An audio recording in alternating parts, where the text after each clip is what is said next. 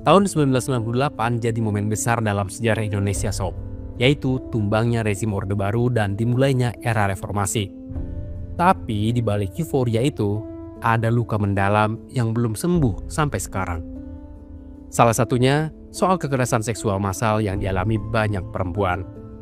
Mereka jadi korban di tengah kekacauan, hak dan harga dirinya dirampas. Tragisnya, peristiwa kelam ini sekarang malah dipertanyakan kebenarannya.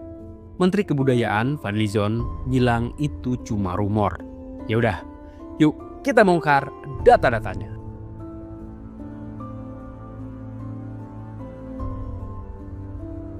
Kerusuhan Mei 1998 itu bukan cuma soal jatuhnya Orde Baru sob, tapi juga soal tragedi kemanusiaan, penjarahan, pembakaran, penculikan, dan yang paling miris, kekerasan seksual massal. Nah, dalam wawancara bersama jurnalis senior IDN Times Uni Lubis, Menteri Kebudayaan Fadlizon bilang kayak gini nih. Kalau itu kita bisa berdebat. Nah, ada perkosaan massal, betul nggak ada perkosaan massal? Apa kata siapa itu? Itu nggak pernah ada proofnya. Itu adalah cerita. Kalau ada, tunjukkan. Ada nggak di dalam buku sejarah itu? Nggak pernah ada. Ya. Nah, rumor-rumor seperti itu. Ujaran Fadlizon ini dikecam banyak pihak. Salah satunya adalah Koalisi Perempuan. Lewat akun Instagramnya, Koalisi Perempuan menyebut pernyataan Fadlizon itu menyakiti para korban dan perempuan di Indonesia. Gimana gak menyakiti? Menurut laporan Tim Gabungan Pencari Fakta atau TGPF, kejadian tersebut nyata, bukan isapan jempol belaka. TGPF udah ngumpulin data lapangan, mulai dari saksi mata, korban, keluarga korban, sampai relawan. Menurut penelusuran TGPF, kekerasan seksual tersebut terjadi di beberapa tempat. Jakarta dan sekitarnya, Medan, Solo, dan Surabaya. Total jumlah korban yang melapor hingga 3 Juli 1998 adalah 168 orang. Dari angka itu, korban kekerasan terhadap perempuan yang diverifikasi tim sebanyak 85 orang. Rinciannya, 52 kasus pemerkosaan, 14 pemerkosaan plus penganiayaan, 10 penyerangan seksual, dan 9 pelecehan seksual.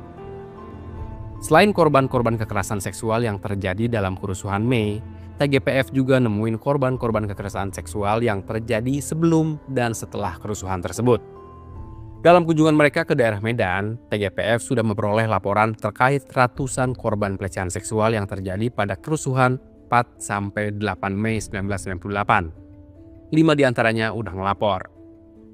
Sesudah kerusuhan Mei, terdapat 2 kasus yang terjadi di Jakarta pada 2 Juli 1998 dan 2 kasus terjadi di Solo yang terjadi pada 8 Juli 1998. Semua rangkaian kejadian memilukan itu diduga nggak terjadi secara spontan sob. Ini adalah sistematis, ada polanya. Pertama, masa rusuh, terus ngerampok, terus nyerang perempuan. Jadi wajar aja kalau banyak yang protes sama pernyataan Fadlizon. Satu kasus kekerasan seksual aja udah pelanggaran HAM berat, apalagi kalau sampai massal. Pernyataan kayak Fadlizon itu bisa nyakitin korban 2 kali. Ini yang disebut reviktimisasi.